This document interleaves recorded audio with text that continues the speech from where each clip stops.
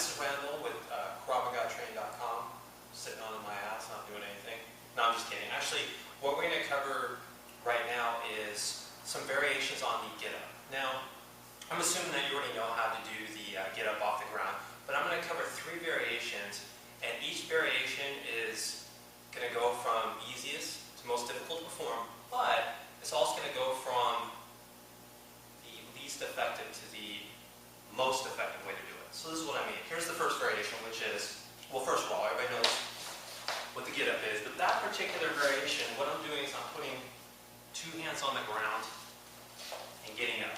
This, tactically, is the worst get up because when I put 2 hands down, I'm not protecting my face.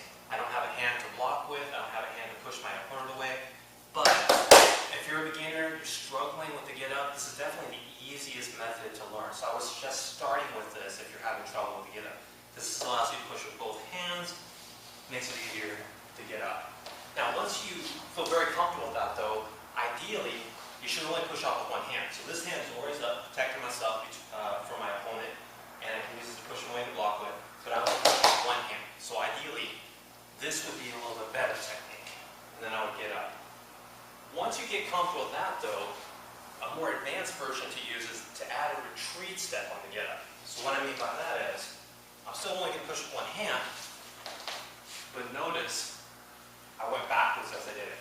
This is the most difficult to learn, but tactically it's the best technique because my opponent here, the ball bag representing my opponent, what it does when I use this particular technique, if I add a retreat step, I create a lot more distance between the 2 of us.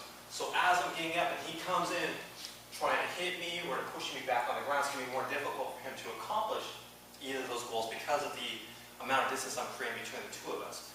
So the key to that is, as you push with this hand, push with this foot, what you're going to do is push with this foot, push this hand, and you have to not just set your foot down, but drive with this leg, balance on this hand, and push up as hard as you can, and there's your retreat step, just like you do in a fighting stance, like this, same concept.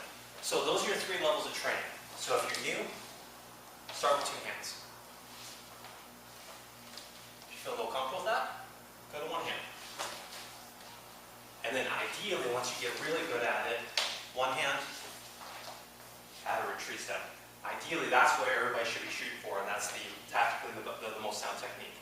So that's your training tip for getting up is, use the one that's most appropriate for you, but the eventual goal is to add the retreat step with 1 hand.